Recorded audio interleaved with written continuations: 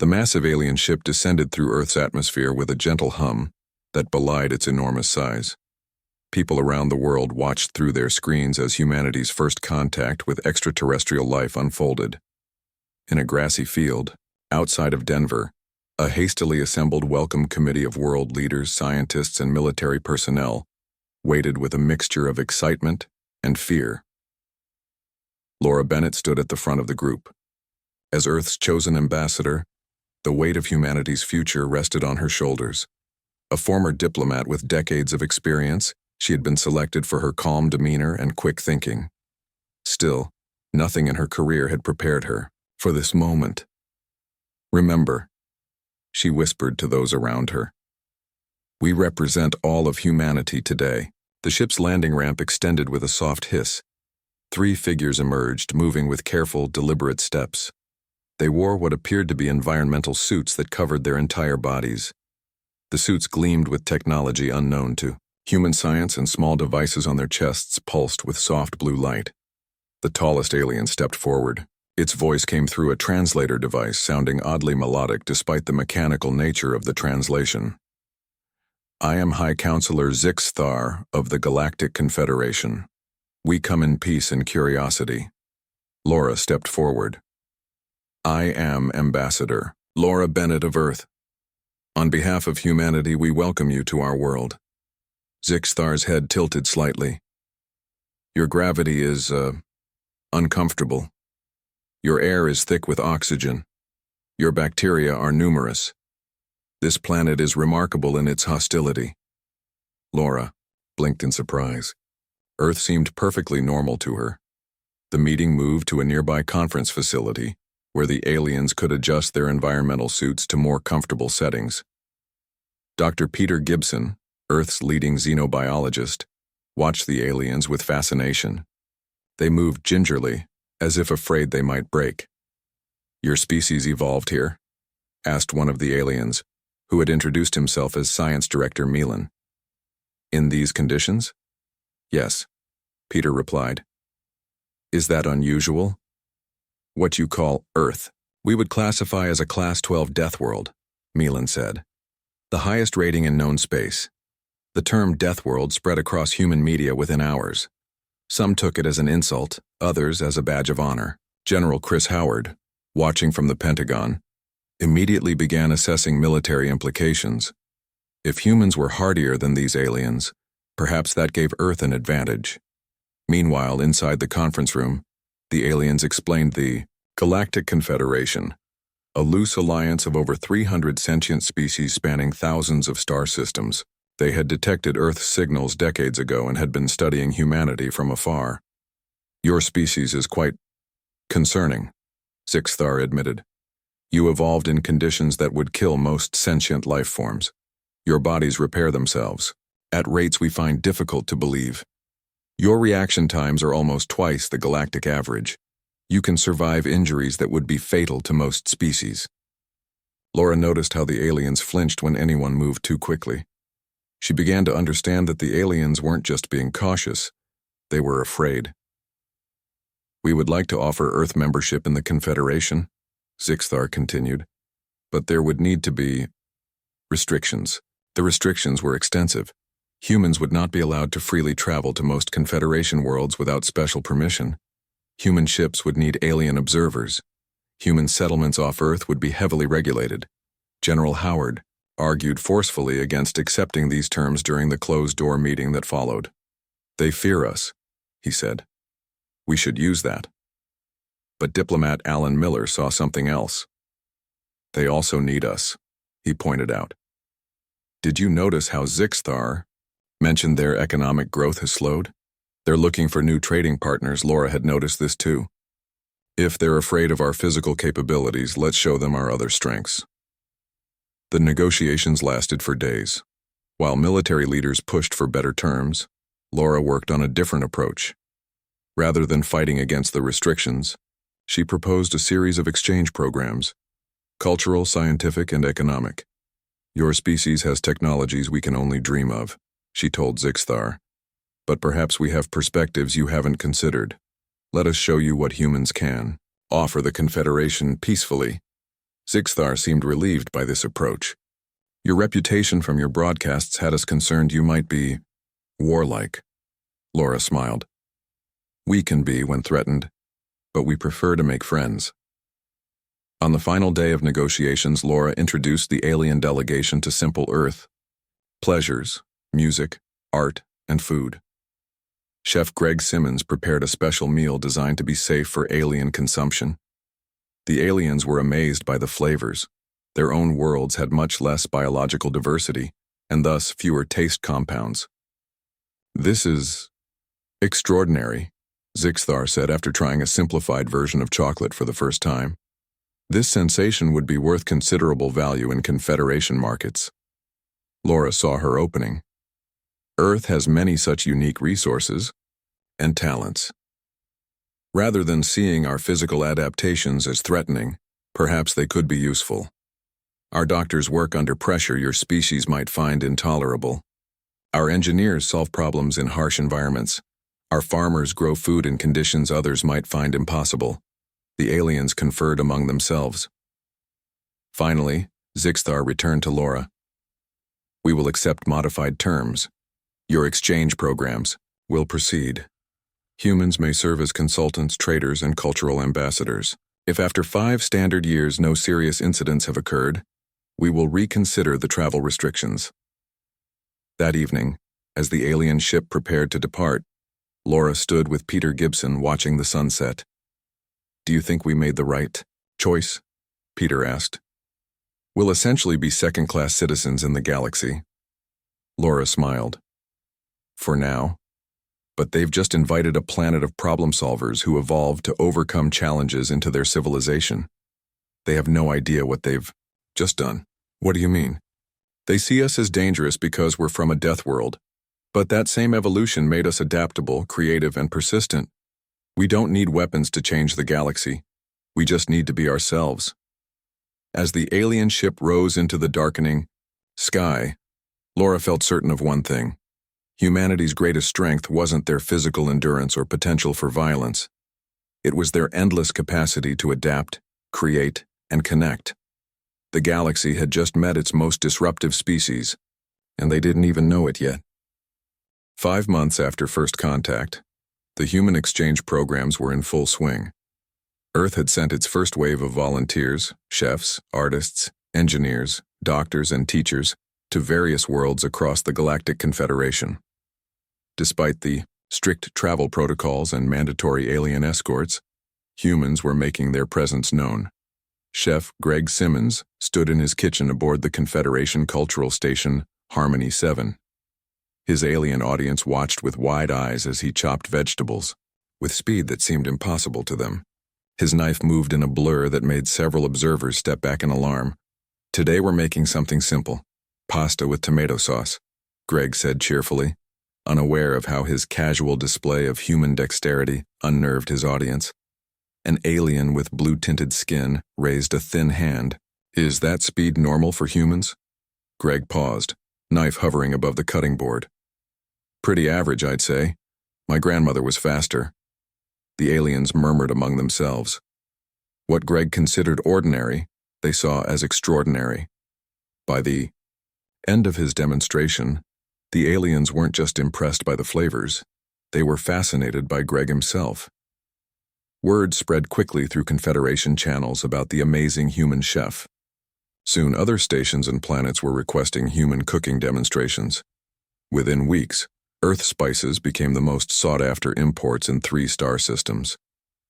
Meanwhile, on the medical station orbiting Teller Prime, Dr. Kelly Wright faced a different kind of challenge. The station had received patients from a mining accident and the medical team was struggling to save them. Their organs are failing too quickly, said Chief Medical Officer Dreen. We cannot stabilize them in time. Kelly studied the patient's readings.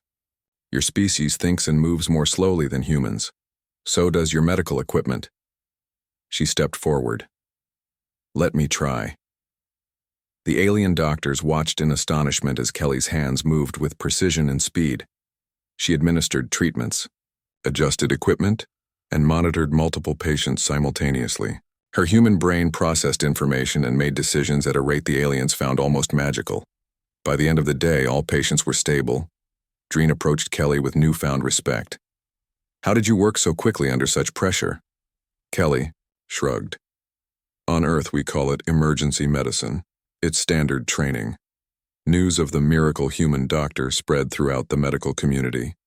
Within months, hospitals across 20 systems were requesting human medical staff. On the industrial world of Vex 3, engineer Frank Rodriguez faced skepticism when he arrived to help with their failing atmospheric processors. The local engineers had been working on the problem for months. "No offense, human," said Chief Engineer Polks, "but this machinery is too complex for a newcomer to understand." Frank smiled politely. "Just let me take a look." The machinery was huge and intricate, but Frank didn't see anything he couldn't handle. On Earth, he had worked in conditions far more dangerous: underwater welding, high-altitude repairs, extreme temperature environments. By comparison, this was straightforward. 3 days later, Frank had identified and fixed the problem. The Vexians were astounded. "How did you solve in 3 days what our best engineers couldn't in 3 months?" Pollux asked. "Earth problems require creative solutions," Frank explained. "We're used to working with limited resources under difficult conditions." Soon, human engineers were being requested across the Confederation for their problem-solving abilities and willingness to work in conditions other species found unbearable. Back on Earth, Laura Bennett monitored the reports from the exchange programs with growing satisfaction. Humans were proving their value without firing a single shot. "They still fear our physical capabilities," she told Alan Miller during a strategy meeting, "but they're beginning to respect our minds." The entertainment sector proved to be another unexpected avenue of influence. Actor Nathan Perry had been sent as part of a cultural exchange to share human theater. His performances of Shakespeare had captivated alien audiences, who found the emotional range both terrifying and fascinating. Nathan's videos spread across Confederation networks, making him the first human galactic celebrity. Soon, alien entertainment. Companies were offering contracts to human performers, writers, and directors. 6 months into the exchange programs, a crisis emerged that would change everything. A deadly pandemic broke out on the planet Keblorn, a temperate world with conditions humans found mild but that most Confederation species considered challenging. The pandemic spread rapidly, overwhelming local medical facilities. The Confederation Council debated sending help, but the harsh conditions of Keblorn made many species reluctant to volunteer. Dr. Kelly Wright watched the news reports and immediately contacted Laura. "I want to put together a human medical team. We can handle Keblorn's environment easily." Laura took the proposal to the Confederation representatives on Earth. "This is what humans do best: solve problems in conditions others find difficult." The aliens were hesitant. "We cannot ask humans to risk themselves." Laura smiled. "You're not asking, we're offering." Within 48 hours, a team of 50 human doctors and researchers, led by Kelly, landed on Keblorn. The conditions that the Confederation considered harsh, slightly higher gravity, humid atmosphere, and elevated temperatures, felt like a typical summer day in Florida to the human team. The local population was initially frightened by the humans, who moved quickly and needed no environmental protection. But as the humans worked tirelessly to treat patients and study the virus, fear turned to gratitude. Kelly's team analyzed the virus faster than any Confederation scientist had thought possible. Human brains evolved to process threats quickly in a dangerous environment, identified patterns and potential treatments at remarkable speed. 3 weeks after their arrival, the human team announced a treatment protocol. 2 weeks after that, the pandemic was under control. When Kelly's team returned to the Confederation headquarters, they were greeted as heroes. News of the Keblorn miracle spread across thousands of worlds. Suddenly, being from a death world wasn't seen as something to fear, it was seen as valuable. Laura Bennett received a message from High Counselor Zixthar. "Perhaps we have been too cautious regarding human integration.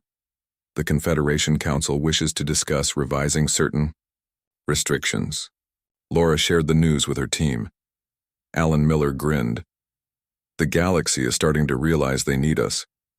And we haven't had to fire a single shot, Laura replied. Just as I hoped.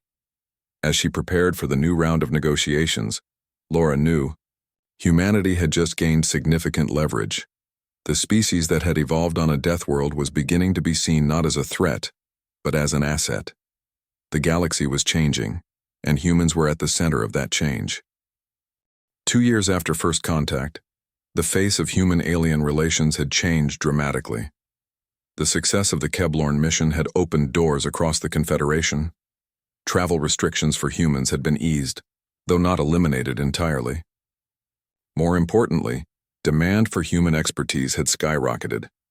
Laura Bennett now served as the head of the newly formed Terran Trade Commission. Her office overlooked the sprawling Confederation embassy complex built outside of Denver. The complex here had grown rapidly as more alien species established permanent diplomatic missions to Earth. The numbers are impressive, Susan Taylor, the Commission's economic director, said during their morning meeting. Earth exports have increased by 700% in the last year alone. Laura nodded. And what's our most valuable export? People, Susan replied. Human consultants, workers, and specialists command the highest rates across the Confederation. This had been Laura's strategy all along. Rather than fighting against alien fears of human physical capabilities, she had positioned those same capabilities as valuable services. Humans could work in environments that other species found unbearable. They could think quickly under pressure. They could adapt to new situations with remarkable speed. On the agricultural world of Vel Prime, human farming techniques were transforming food production. Jack Wilson, a farmer from Iowa, walked through fields of alien crops with the local agricultural minister. Your world has plenty of water and sunlight, Jack explained. You just needed different irrigation methods. The alien minister's appendages fluttered with excitement. Production has increased by 40%. The Council of Elders wishes to hire more human agricultural advisors. Jack smiled. I can recommend several good people, and I've been thinking about some new crop rotations that might work well in your soil. The success stories multiplied across sectors. Human construction crews built structures in half the time of alien builders. Human security consultants protected vulnerable alien diplomats. Human teachers introduced new learning methods that helped alien children grasp concepts more quickly. Dr. Paul Evans, who had worked alongside Kelly Wright during the Kevlorn crisis, founded Horizon Biologics, the first human-owned company to receive a Confederation-wide business license.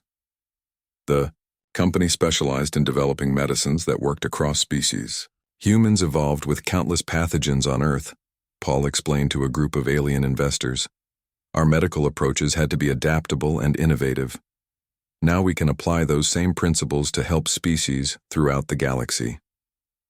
Horizon Biologics became the fastest-growing pharmaceutical company in Confederation history. Its success inspired other human entrepreneurs to seek opportunities beyond Earth. Meanwhile, Earth itself became an object of fascination. Despite the harsh conditions of the Deathworld, adventurous aliens began requesting permission to visit. This led to the creation of the Earth Tourism Experience, a carefully managed program that allowed aliens to visit Earth under strict safety protocols. The most popular attraction wasn't the natural wonders or cities. It was watching ordinary humans go about their daily lives. Aliens marveled at children playing sports, construction workers lifting heavy materials, and doctors performing complex surgeries with nothing but their hands and simple tools. They move so quickly, one alien tourist whispered in awe as they watched a basketball game. And they impact each other without injury. Remarkable. The Earth Tourism Experience became the most exclusive vacation in the galaxy, with waiting lists extending years. Wealthy aliens spent fortunes to experience the thrill of visiting a Deathworld and returning home safely. Earth's financial institutions also began to make their mark on the galactic economy.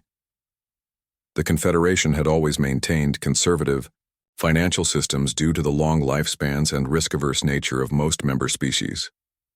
Human banks and investment firms introduced new financial instruments that created more dynamic markets.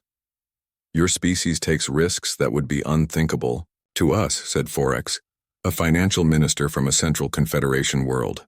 Yet your models work. Risk and reward go hand in hand, explained Ben Carter, an Earth economist serving as an advisor to the Confederation Treasury. Humans evolved to take calculated risks. It's how we survived on our world. As the third anniversary of First Contact approached, the Confederation Council announced a special session to review Earth's membership status.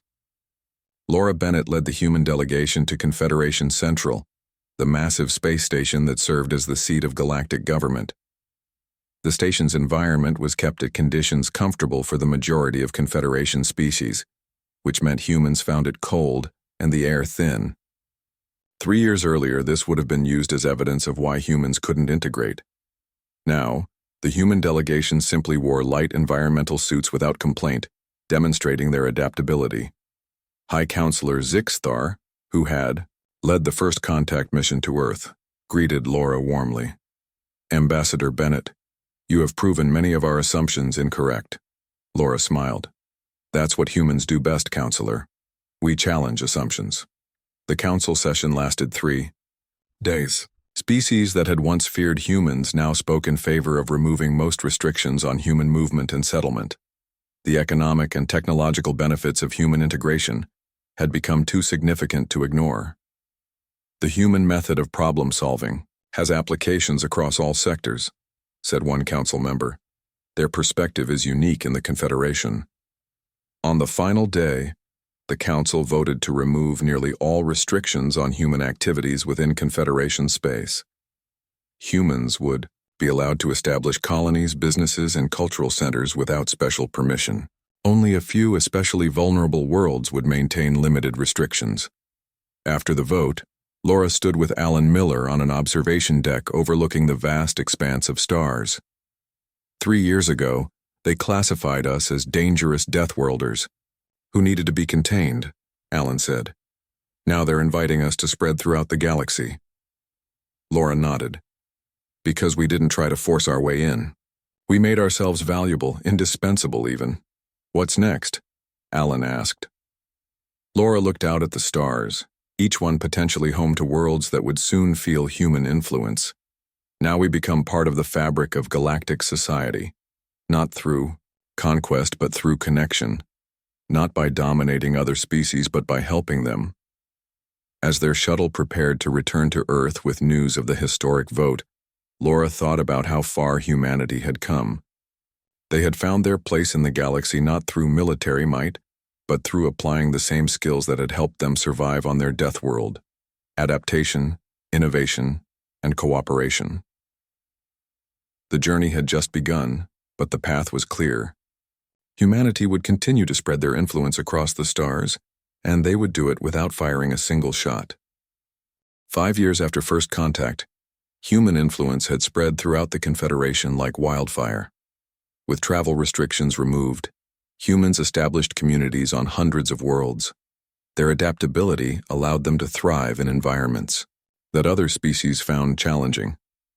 More importantly, their culture and ideas were transforming galactic society.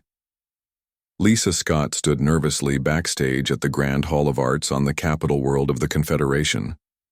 As a film director from Earth, she never imagined she would be nominated for the Galactic Arts Medal, the highest cultural honor in known space. "They're ready for you," an alien assistant said, guiding Lisa toward the stage. Lisa walked out to thunderous applause from the mixed species audience. Her film, Earthbound, had captivated viewers across thousands of worlds. It told the simple story of a human family living through the seasons on a farm in Minnesota. What seemed ordinary to humans was extraordinary to aliens who had never experienced Earth's dynamic environment and the human capacity to endure its changes. "I thank you for this honor," Lisa said as she accepted the medal. "Art helps us understand each other across the boundaries of biology and culture. Through stories, we find common ground." Her speech was broadcast to trillions of beings across the galaxy. Human entertainment had become the dominant cultural force in the Confederation. Alien producers hired human writers to create stories, with the emotional range and quick pacing that audiences now craved.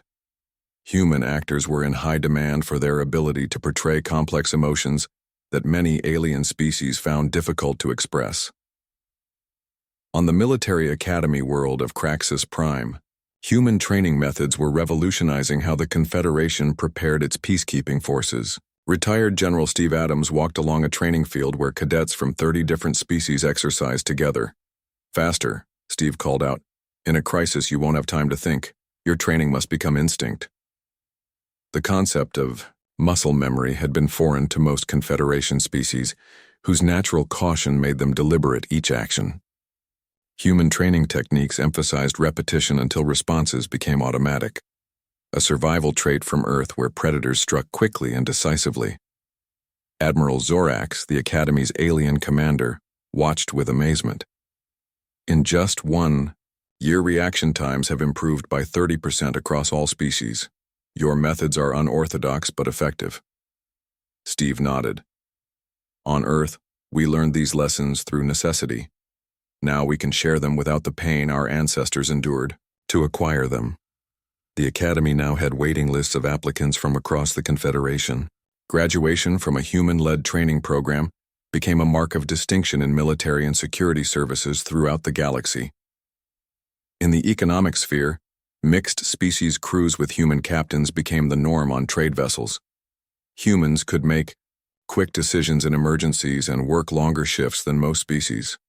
More importantly, they had a knack for building team cohesion across biological and cultural differences. Captain Maria Lopez guided her ship, the Stellar Horizon, through a busy trading port. Her crew included beings from 12 different species, each with unique abilities and needs. "Nalter, take us to Docking Bay 7, she instructed her alien navigator. "Karen, prepare the cargo manifests. We'll be unloading within the hour." Her crew moved with efficient precision, a testament to Maria's leadership. 3 years earlier, such smooth cooperation between diverse species would have been unimaginable. "Captain," her alien first officer said, "this is our 5th run this month. No other crew completes routes this quickly." Maria smiled. "Efficiency is rewarded in this business. The bonuses will be divided equally, as always." The concept of performance-based incentives common on Earth had been another human innovation that transformed Confederation commerce. Species that lived for centuries had previously seen little reason to hurry. Human-influenced businesses now moved at a pace that created new levels of prosperity throughout the galaxy. Even language reflected human influence. English and Mandarin became common second languages across thousands of worlds. The quick, efficient nature of human languages suited the faster pace of the new galactic society. Human expressions and idioms peppered everyday speech even among aliens. Professor Richard Daniels of Harvard University had become an unlikely celebrity after publishing The Deathworld Advantage, a book explaining how Earth's harsh conditions shaped human psychology and problem-solving abilities. Now translated into over 300 alien languages, it became required reading at top universities throughout the Confederation. Richard sat in an alien television studio, surrounded by hosts from 5 different species. The show Cross-Species Perspectives was broadcast to billions of viewers. "Professor Daniels," asked a trilateral being with glistening green skin, "your book suggests that comfort leads to complacency. Do you believe the Confederation was stagnating before contact with humans?" Richard considered his words carefully. "Not stagnating, but perhaps reaching the natural limits of a certain approach to civilization. Most Confederation species evolved in stable, predictable environments. This led to societies that value stability and consensus." "And humans are different?" asked another host. "We evolved in a constantly changing environment with extreme weather, natural disasters, and diverse threats," Richard explained. "This created a species comfortable with change and adaptation. In a way, instability is our natural state," the studio audience murmured in response. The idea was simultaneously frightening and fascinating to most Confederation citizens. "Is that why human art forms have become so popular?" asked a feathered host. "Because they contain conflict and resolution?" Richard nodded. "Stories of overcoming challenges resonate across species lines. Everyone faces obstacles even if those obstacles differ." The popularity of human entertainment, education methods, and business practices continued to reshape the Confederation. But perhaps the most profound change was happening on hundreds of worlds where humans and aliens lived and worked together daily. On the world of New Seattle, a human settlement had grown into a thriving city where multiple species coexisted. Human restaurants served modified dishes safe for alien consumption. Alien architecture incorporated human needs for privacy and variable climate settings. Children of different species played together in parks specially designed to accommodate their diverse physical abilities. Mayor Karen Ross looked out over the city from her office window. When she'd arrived 3 years ago, New Seattle had been little more than a collection of prefabricated buildings. Now it was a model for the galaxy, proof that diverse species could not only coexist, but thrive together. Mayor Ross, her assistant, called through the intercom. "The Confederation Security Council is calling. There's a situation developing with the Hive Collective at the Outer Rim." Karen sighed. The Hive Collective was an aggressive species that had resisted joining the Confederation. Recently, they had been expanding their territory, threatening. "Several outlying systems put them through," she said. The face of a Confederation security official appeared on her screen. "Mayor Ross, we need your advice. The collective is avoiding all systems with significant human presence. Your world may be key to our defensive strategy." Karen leaned forward. Even without firing a shot, humanity had become a shield for their allies. The reputation of the Deathworlders was protection enough. The influence of Earth now extended to every corner of the galaxy, not through conquest, but through cooperation, not through domination, but through innovation. The galaxy was transforming, and humanity was leading the way. 10 years after first contact, the galaxy was unrecognizable from what it had been before humans entered the scene. The pace of life had quickened. Innovation flourished. Species that had been separate for millennia now worked together, united by human connection. Tim Matthews stood before the massive windows of the presidential office aboard the Confederation Central Station. Once just a representative in the Confederation Council, he had done the unthinkable, become the first human president of the Galactic Confederation. His election had been a landslide. Species across the galaxy had voted overwhelmingly for the human candidate, seeing in him the qualities that had made humanity such a transformative force: adaptability, creativity, and decisive leadership. "Mr. President," his assistant said, entering the room, "the council is ready for your address." Tim nodded. "Thank you, Ziv." He straightened his formal robes, designed to incorporate elements from the ceremonial dress of all major Confederation species. The gesture was symbolic of his approach to leadership, finding common ground while respecting differences. The council chamber was filled to capacity. Representatives from over 300 species watched as Tim took the podium. Above them, floating cameras broadcast the address to trillions of beings across thousands of worlds. 10 years ago, Tim began, Earth was classified as a death world, and humans were seen as potentially dangerous. Today, we stand together as partners in the greatest period of peace and prosperity the Confederation has ever known. The chamber erupted in applause. It was true.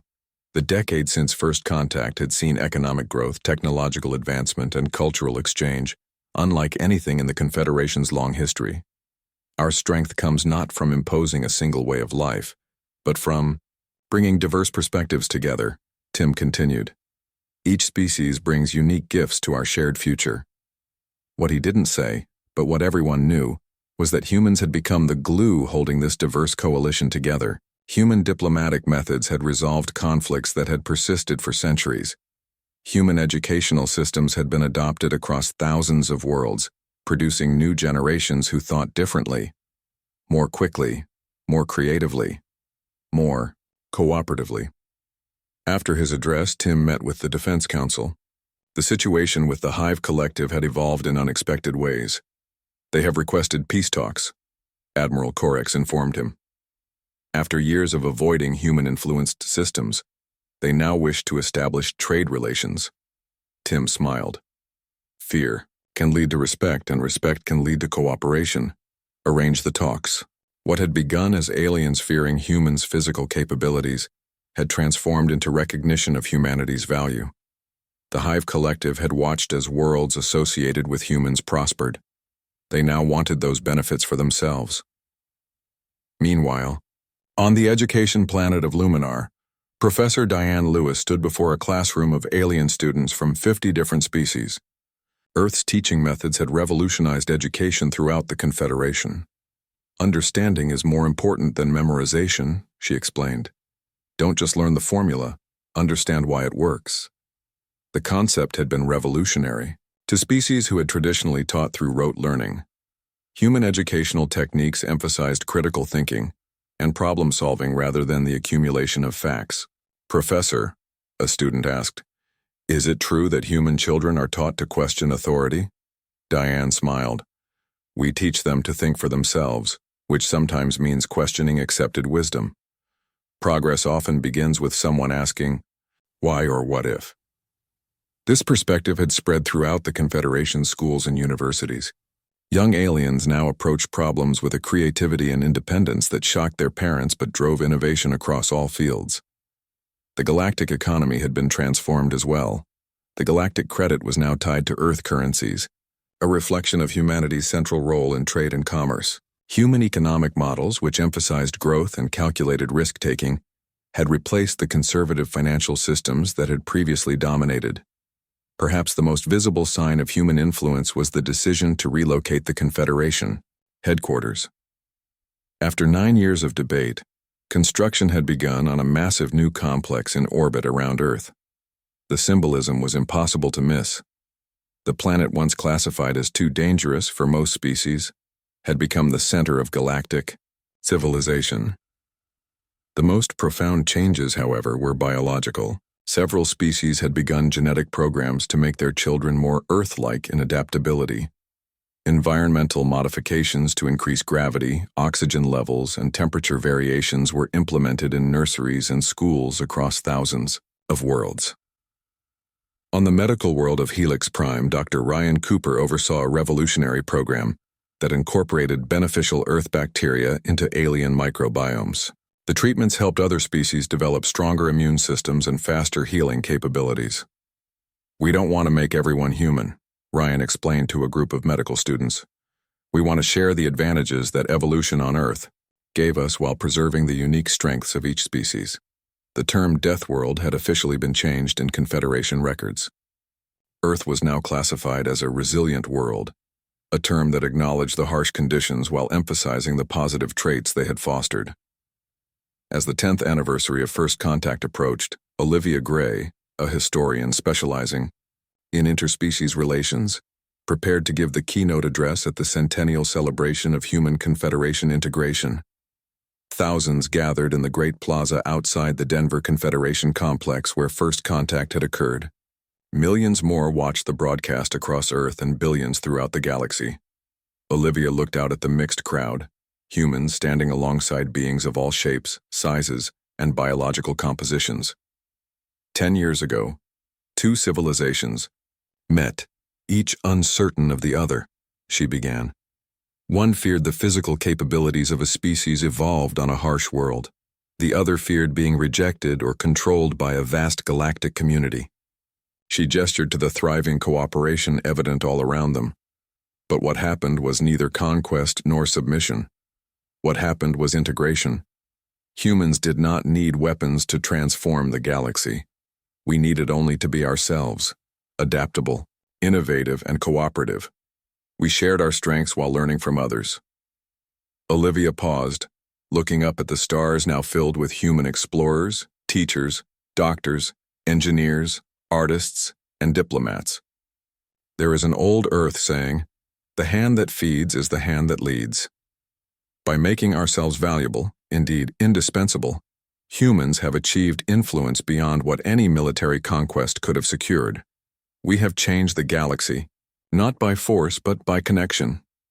As night fell on the celebration, fireworks lit the sky above Denver. Similar displays brightened the skies of human settlements on hundreds of worlds across the galaxy. The species that had evolved on a Deathworld had transformed the stars without firing a single shot. They had done it by making the galaxy stronger, healthier, and more vibrant for all its inhabitants. Humanity's greatest weapon had never been their physical strength or endurance. It had been their unique perspective, forged in Earth's harsh crucible, that taught them to adapt, cooperate, and innovate. In sharing those gifts, they had changed the course of galactic history forever.